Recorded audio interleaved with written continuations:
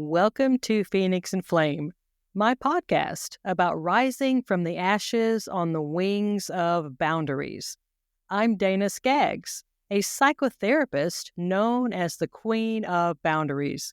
If you are new to Phoenix and Flame, please subscribe so you will be notified of new episodes. Visit Dana Skaggs, DanaSkaggs.com for a free quiz to discover how boundaries are impacting your life. This podcast is not intended as psychotherapy. If you are in crisis, please call 911 or contact your local crisis hotline.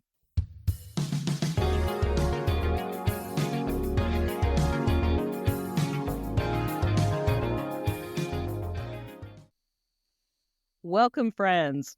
Whether you're out on a walk, running errands, or relaxing at home, it's wonderful to connect with you. Joining us today is Winnie Rodgers. Now, Winnie is a dynamic real estate expert and marketing strategist with a fiery passion for teaching. Now, with over 2 decades of experience in digital and print marketing, combined with her success as a top real estate agent in Charleston, South Carolina, Winnie brings a unique edge to everything that she does. Winnie, welcome to Phoenix and Flame. Thank you for having me, Dana. I appreciate it.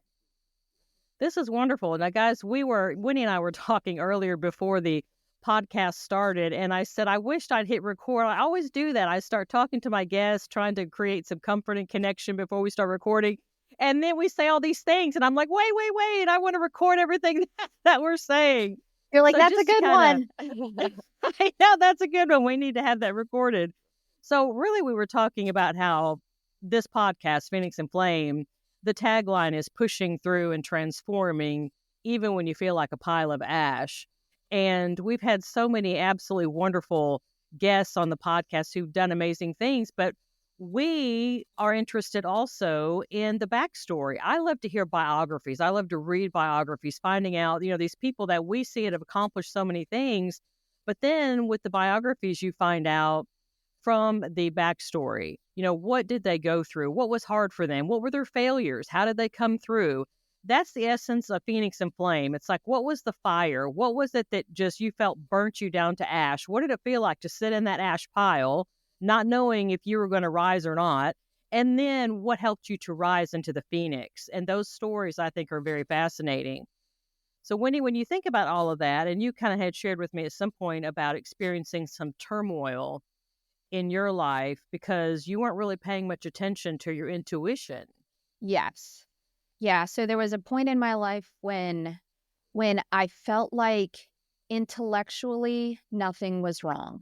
And I had, grown up in this society, right, where all of us are, where we trust our brains first and foremost. And then we kind of start to ignore these other resources of our body, of our intuition, and then, of course, of others, of our family and our friends. And so, intellectually, it's like on paper, everything seems fine. It's like, what's wrong? But stopping now, I realized it was like my body telling me something was wrong. It was like a deeper connection to something was wrong. And I was doing that thing where you're standing outside of your body, kind of just looking down, and you're like, what is actually wrong? Like, nothing is wrong here.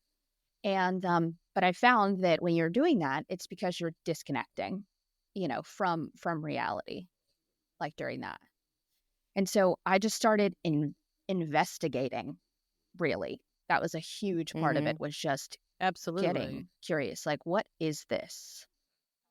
I love that. I love the way you put about getting curious. I say that a lot with my patients and my practice, because then it creates an atmosphere where it's not judgmental and you can just look at it from a point of curiosity. Like you said, like, this is curious. What's going on here? It kind of brings the pressure down. It opens us up to just sort of lift up the hood a little bit and say, what's that rattle I hear in my car? I just want to investigate and see what's going on. And to be fair, it did not start like that. It started with full on judgment. Like, like coming from like, wait a second, like almost like shame or confusion. And so the curiosity part happened whenever I started to get help and talk to people about it, and kind of, learn this new language of how to talk to myself whenever I was confused by what was happening. Hmm. Usually, when we are having those experiences of dissociating or detaching and feeling like we're kind of next to ourselves watching scenarios, we're really feeling rather emotionally traumatized. And those experiences and those traumas impact us both in our private life, in our personal life, and also can also impact us at work and our effectiveness at work. So when you were going through this experience, I mean, obviously, as with anyone, share whatever you're comfortable sharing. Everyone's Yeah. story is unique, and you share what you're comfortable sharing about how it was impacting you personally with relationships or whatever. And also, was it flowing over into your work life, or was your work life totally separate, or how did that play out for you? Yeah, I feel like whether it was a spot of kind of like digging in for control, like the work life stayed really steady. I knew that that was a place where I had already built flow. So I had already understood my value system as it related to like work and my clients. And I had already built the patterns and the systems and the habits and the rituals and the routines, which what I didn't have is those for my personal life. So I had all the habits, and all that kind of stuff for my business world. So honestly, it was still trucking along great. But what I know is that whenever your personal life is in turmoil, obviously it does affect your business life. So, my question would be, what if my personal life had been amazing and I had all of the rituals set up for my business? Like in theory, my business could have, exploded even more. Having said that, so I then had to like backtrack and do the work for my personal life. It's kind of funny. A lot of people think that they know themselves better, but I felt like I knew my business better than I knew myself at that at Yeah, that time. I was like, this that's this is interesting. predictable. Yeah. Well, and Like, you're bringing up some fantastic points, because you were saying basically at work you had structure and yeah, you had organization and you had routine, and we thrive on that, and that makes us feel safe, you see. And what you're also totally. describing in a sense are boundaries. And for those that know me, that's my big passion, is boundaries. I have a personal story about that, and I see it all the time in my practice. And it's like what you're describing is at work, we do have boundaries. We go into work, we know, generally speaking, when to show up and when to leave, and what we're supposed to do when we're there. With the relationships that we have with our boss, our coworkers, whatever, our clients are defined. And so it helps us feel a little safer. But sometimes in our private lives and our personal lives, setting those boundaries are harder to do. And so we don't feel as safe. Yeah. What was your experience with that? I I would definitely agree. I mean, there's so much nuance, and that's one of the things like I've Yeah. come to learn in general. Like I have I come like most people like very black and white boxes, right? Good and bad, black and white, yes and no. When it comes to personal things, there's so much more nuance and gray matter and that like middle space and kind of paradoxical things. And so you want to sometimes go outside of your value system because you love someone so much and you're like, oh well, this is my value system, is like to be loving. But then you realize, sometimes that you're abandoning yourself, even if it feels aligned with your values, to care for someone else, for instance, just as an example. But by way of caring for them, if it's going to affect your value systems, it's going to create turmoil. And so Mm-hmm. like I was coming out of really just going full force into real estate and going from two incomes to one income. And during that time, I thought I was on top of the world because my business was going crazy. But my personal life, I was definitely like rediscovering myself. And so this was several years ago. It's kind of like rediscovering myself, going out, meeting all of these new people that I never had the opportunity to have met, and kind of figuring out who I am. And part of it almost felt like a return to me, like that like wild teenager kind of energy came back, which I had really loved. And then, but after doing that for a while, like say for instance, drinking and, just like going out, staying up late, which is something that's very prevalent in the real estate world. Like it's a big thing. So but there's so much big thinkers and big conversations and big talking that you don't want to leave those spaces. And then meanwhile, though, you're like, there's so much interest. There's so many like interesting things happening and interesting people out there. But you realize, like, is that even who you are? Is that even like who you want to be? Do you want to be them? Do you want to be there with them? Do you want to be out late or doing these things versus like, where's that back to you versus is that just like something shiny and interesting and new? I think it like took a while to figure out that while I'm good at that, it isn't who I am. I think that was one of the realizations. Wow. I love everything that you're saying. And as you're talking, my brain is going in several different directions. And I'm known for just going there, going to the place. And one of the things that I'm thinking about is, to be honest, like it or not, us females, we have to be aware that if we're solo and single, or sometimes not even, doesn't even matter if we're single or not. And if we're into, we're an entrepreneurial space and we're going out, like you're describing this scenario, that makes perfect sense. So, you're going out, you're very shiny, you're out, you're whining, dining. If you're into sales, and you're going out, and like you said, you don't want to leave the table because who knows, what deals are going to be made, what connections are going to be made. You want to be there because you want to be part of that because that's going to help your business. But also, I feel like that might be difficult at times because I feel like some people might expect boundaries to be crossed and or try to cross boundaries that are inappropriate. And I mean, you may or may not have experienced something personally. I would imagine you probably know of stories of women who, let's just be real. Let's just not act like that's not happening. We women, we get out there in sales and things happen. We're one of the guys, but we're not. Actually, but we're one of the guys until we're not, until they don't want us to be, and then the tables start shifting. Yeah. And I'm just kind of wondering for if I have any listeners out there, any women who are experiencing that and wanting some pieces of advice, some words of wisdom, something that they're trying to build their business. They're trying to be an entrepreneur, but they're in a space where they're out with men, they're having to go out and have drinks and at night.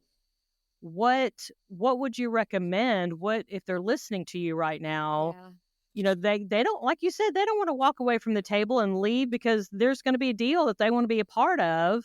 Yeah. But like you said earlier, are they willing to cross that line? Yeah. And I definitely have experienced and seen things that just, that just give you that ick feeling. And that is definitely what I'm talking about with like not following my intuition and just, just going forward and just kind of that, well, you're the cool girl, that cool girl vibe, we're cool with anything, like we're down. And, but ultimately at the end of the day, like what I found is that I'm actually not. But I guess for advice, I would say one of the things that I didn't do was I didn't have a strong group of women around me. I had a decent amount of men around me, and I trust them, and I still trust them. So it isn't that, but I didn't have that group of women around me to check me, to challenge me, to offer feedback, to question me, and to get into my heart and soul and like figure out like, where are you in this, Winnie? Like, is this really,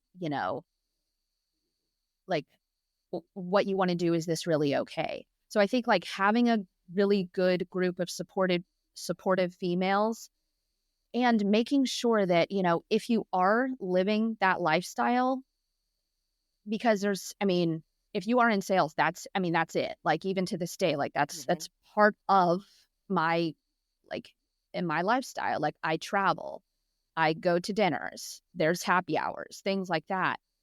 but I definitely have more accountability around that now. And also, I would say having that place to return to recharge.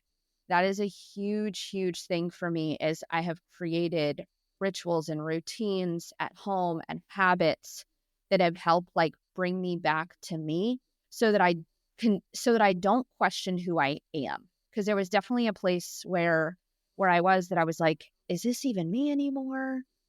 Or is this just who I think people want me to be or something? And that's so outside of me, because I mean, honestly, I preach authenticity like in my marketing and in my real estate. So I was like, Winnie, you're being a little bit out of integrity in this.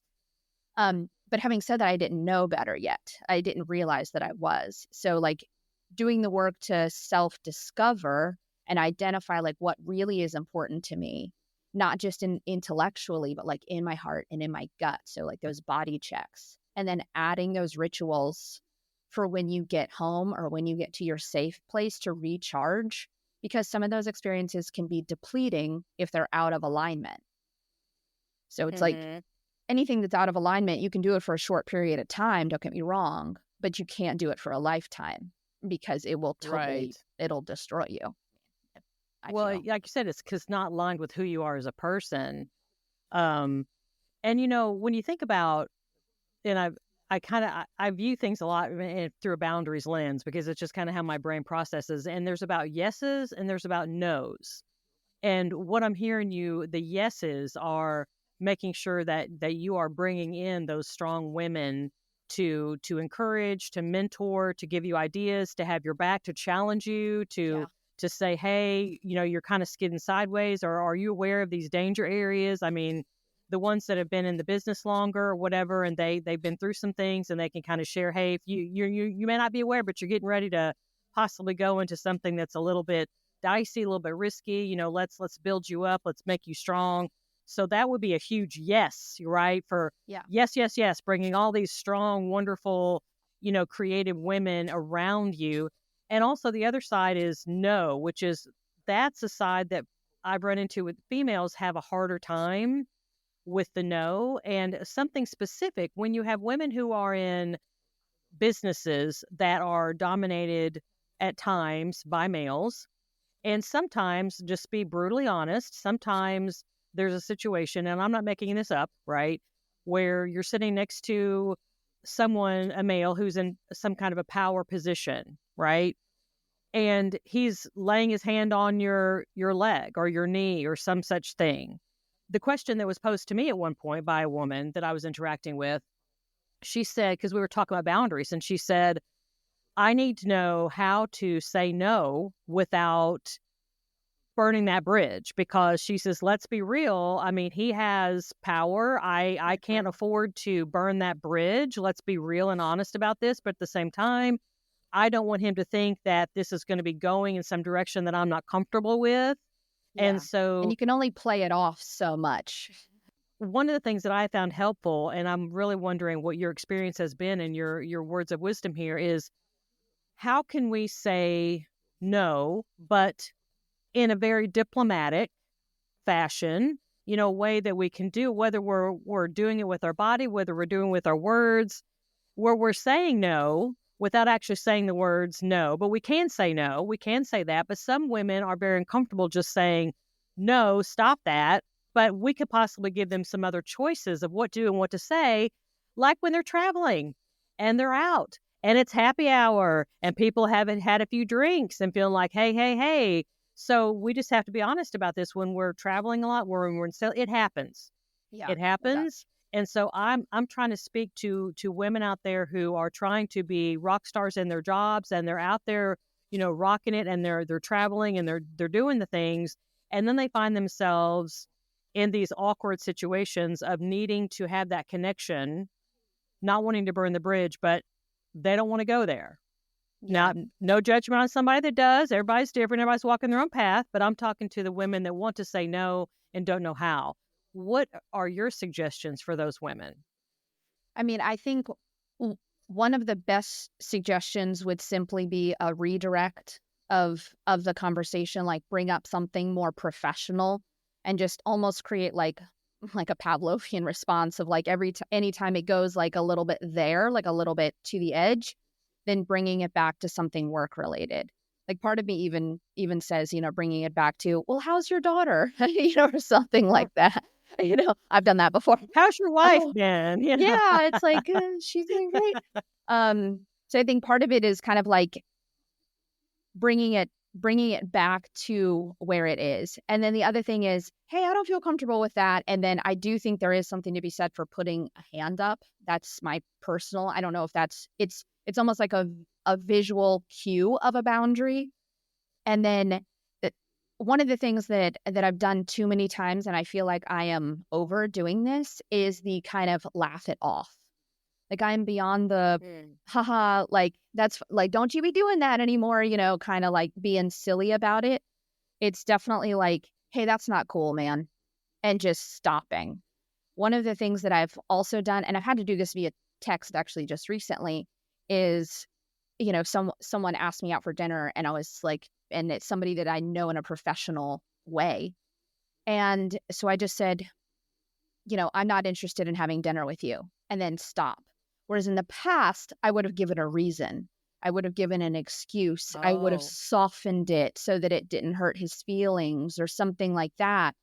But I feel like that almost like gives an excuse for them to, find another route in, so to speak. So just simply stating without any excuse or any reasoning or any logic behind it, that is one of the things that I have found to be really effective. That's wonderful. You are preaching the whole boundary thing, because no is a complete sentence, and Yes. we are not obligated to give a reason for our no's. We can if we want to, that's our choice. But what I've discovered is I call it the noose, because when we're talking to someone, they've asked us to do something and we say no, and then we start to explain why, then it's sort of like handing them rope. It's giving And they're going to take that ammunition. rope. Yeah. And yes, they're going to take that rope and they're going to make a noose out of it, and they're going to hang us with their own words. But, for example, if you were to say, well, I can't go out to eat dinner with you because I'm just really tired. I've been sick lately and I just need to go home and I need to rest. Then naturally, his What about response is going to next be, week? yes, exactly. So see, he took the words and fashioned that, rope into a noose and hung. So Which it's is much fair, more. Yes, because I mean, because I said that if I said that the reason was because X, Y, and Z, and there's a solution to X, Y, and Z, then of course you're going to take it, But if it's just, I'm not interested in that, period. Yes. Pause. And that's fantastic. I'm so The glad pause that is you great too. did that. Yes, I'm not, we can just say no, and we train people what to expect from us.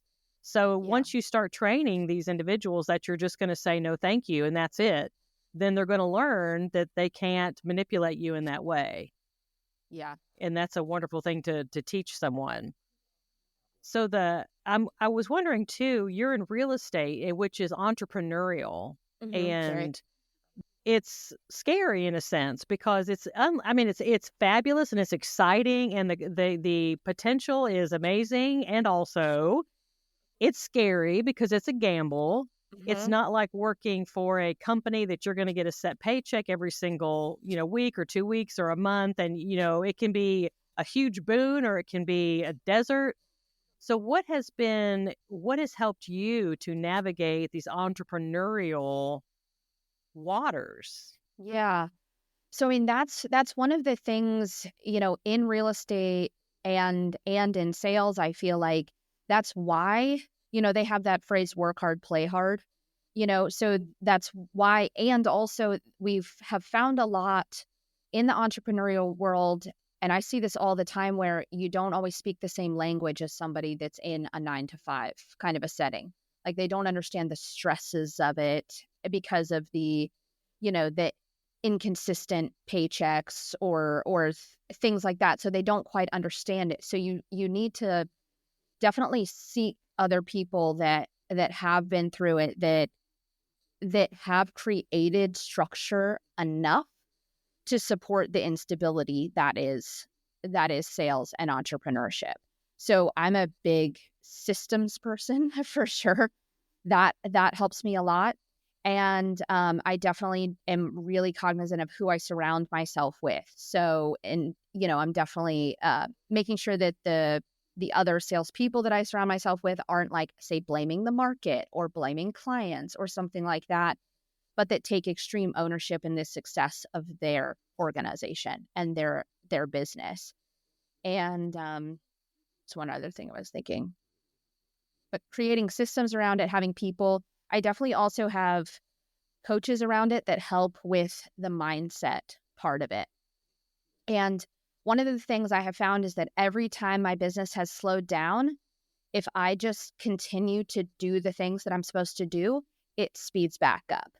So there is a trust that I've been able to build in myself through, honestly, time on task over time of, it's been 6 years that I've been in this industry, and every time I've had a bad month, I've followed it with a good month. So I have this belief in myself that, oh, I have a bad month, that means I'm about to have a good month. And so just completely reframing those like more challenging times because I know that every time I've had a challenging time, it's been turned into a good time, a good like successful time.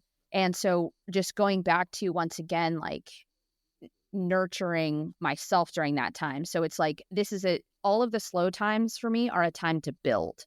They're a time to get your systems more in place. They're a time maybe to rest. They're a time to learn something new.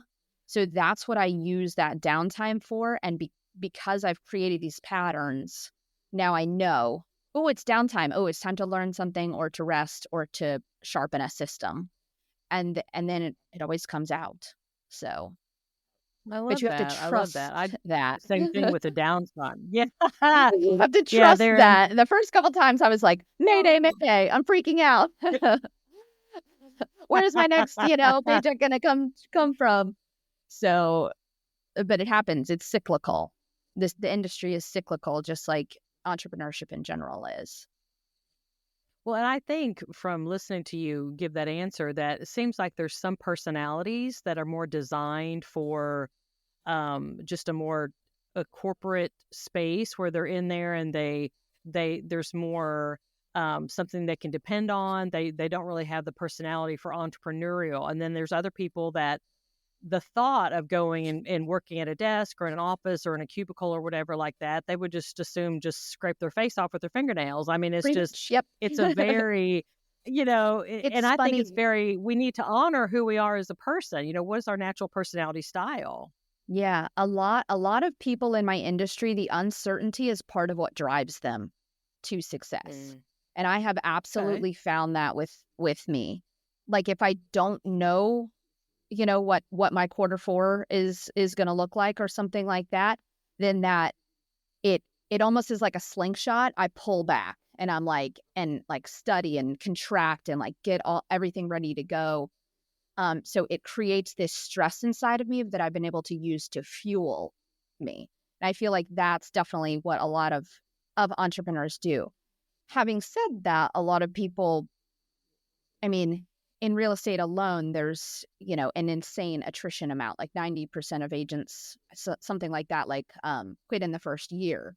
So you have to like push past these known markers for sustainability, and you really and have real questions with yourself and your partner, like, is this actually okay for me? Like, is this stress worth it? Like for me, the stress is worth it. It fuels my success. For other people, the stress tears them down. And then if I'm when I was in a 9-to-5 role, I haven't been in that role in over 11 years in like a kind of corporate world. I was a bad employee. Like I was kind of middle of the road, not middle of the road, but just right at the top, just enough to get noticed and to get accolades, because I do like that. And then, but not enough, I was still being told what to do. So I wanted to own what I do. So having that opportunity to own what I do, and then now my success or failure is 100% in my hands, is really empowering. It's scary, but it's empowering. Yeah. Well, I'm glad you found that and you honored that about yourself. And I would encourage, anybody that's listening, whether your personality is leaning more toward really enjoying and being comfortable in that 9 to 5 space, or really needing to spread wings and kind of jump off the cliff into the entrepreneurial world, whichever it is, that's okay. But be very honoring of who you are, and find something that resonates with you. Because if you have someone who's in the entrepreneurial space that their personality is really more for 9 to 5, it's not going to work out very well, and Yeah. vice versa. So it's just like, figure that out, Yeah. Yeah, definitely a lot of like soul searching and understanding, and even like certain types of personality assessments I think are wise to take so that you can just kind of like understand yourself better so that you know why it doesn't feel right. Once again, this comes back to our initial, topic of like why intuitively like something feels off. I teach at the local college here sometimes, and one of the things I've taught about, like it's to the students that are about to go interview at companies. So I teach on like the compensation panel, and then there's this other like exhibit whatever where we like give advice. And one of the things is I share with them, I'm like, you want to interview them just as much as they're interviewing you. And also keep in mind that if you're there and you feel like something is off, it might not be the industry is off. It might be that the people are off, but this is still your chosen industry. Because I think a lot of the times people abandon an industry because they think something is wrong or they're not good at it, but it's the people, or vice versa, that, the people are amazing, but the industry is out of alignment with who they are. So really, it once again goes back to like, they really have to discover themselves, but just know like, it isn't necessarily that you're not good at it. It is that like there's something that is challenging or pushing against one of your boundaries or one of your values, and you just haven't identified it yet. Because it might not be the industry or the people. It might be something completely different. I like that. I like the way you're kind of breaking it down into different components for them to investigate and kind of see what exactly is it so they can make those choices. Yeah. That's nice. So what I was going to ask you, one of your questions is, what's your go-to ritual for starting your day on a positive note? That's a good question. So what is your go-to ritual? I have a very distinct ritual, and it's very calming. So that's one of the things, like in my world, I have to be on all the time. I have to entertain people. I have to be smiling. I have to be shiny, like kind of all the time. Now, I will say, once people get to know me, they see who I am. You know what I mean? Like and I don't have to. It isn't coming from a place of like disingenuousness. It's coming from a place of like, I have a high energy. So when I'm home, I'm very low energy. So my morning ritual is I read first thing in the morning for at least 30 minutes to an hour. And I just usually I stay in bed, or sometimes I'll sit on the porch. So it's just very calming. I wake up pretty early, so it's still dark out. So it's a way of still resting, like my mind and my body, while not going anywhere. And then whenever I leave, I come out and I have a big glass of cold water, and then I have my green drink. Say my green drink is probably like one of my most coveted things. I have a green drink every morning. And the funny thing is, it isn't even about the green drink or what's in the green drink. It's the fact that I know that I'm loving myself and nurturing myself and feeding myself like something good in the morning. And then I usually at that point will do some sort of breathing exercise just to get me grounded in the day. I'll light some sage or something like that. Smell is such an important part of ritual that I have discovered it. I've been noticing it so much lately, how like certain smells could just like drop you in. So I like sometimes will light like Palo Santo or something, and then I start working. I love working. I love my job. I love what I do. I love being on my computer. I love my projects. So that is exciting for me. And then usually I work for a little while and then get ready to go, and then I'm out and about. I often don't do appointments before, say, 10 or 11 so that I have like a very nurturing time in the morning so that it's just totally about me. Music sometimes, no music sometimes, but quiet, like soft, no matter what it is. Just very calming. Mm-hmm. This sounds very calming, and it sounds, you're very centering, and it's very grounding, and you're kind of just setting the stage to walk into that day. So you're not knocked sideways. You've grounded yourself very well and centered yourself into. It kind of reminds me. There's a quote in Fergie's song, "Big Girls Don't Cry." I know this was an old song, but there's a line in there that I never forgot, and she said, "I need to be with myself at center." And Oh, I like that. Writing that down. That sounds like what you were doing. You were getting yourself at the center and calming yourself down and grounding yourself so that then you can go out into the world. Now, and it's just like a return, so that I remember to return to me, because in the past I hadn't returned to me. So it's like the return to me. Yeah. I like that. It's like I like it's that the a memory lot. of it, kind of, and the habit of and just returning back and returning back. Return back. Mm-hmm. Yeah. It's like base, it's like coming back to Totally. base. It's like coming back to home base. So you can go out and whatever, but you always got to come back to home base. That's where the centering is. Yes. And sometimes that can be a person or a place, the hope is that you find it within yourself, or a combination of all of those is really great. So, I mean, even I travel a lot, and I bring the like travel versions of my green drink and, the whole 9 yards, and even just like practice my breathing at the airport and things like that, because it's so noisy, and I just want to just be centered, and just, especially before I go deliver a lot, because I teach and I love to teach. It's so amazing. So I'm giving a lot. So I just want to, it is that like centering no matter where I am. Awesome. So Winnie, what I have here for my listeners to be able to access you more, if they want to know more about you, get in touch with you, whatever, I have your Instagram, Instagram.com/Winnie, WINNIE, and company. Yeah. Is that how you want them to reach you? Yes, that's perfect. Okay. I'll put that in the show notes, listener. So if you're out jogging or walking, I'll have it in the show notes. All right. Yeah. Winnie, I appreciate your time. Thank you so much. Yeah. It was a pleasure. Now, what did you start to add? Oh, I was going to say, my classes are based in like values and branding your values. And so they can go to winnierodgers.com as well to look more about my teaching style. Okay, I'm writing that down. Perfect. Got you. I'll put both of those things in the show notes. Perfect. Awesome. Well, it's funny. I didn't know where we were going to take it today, but I love that we took it to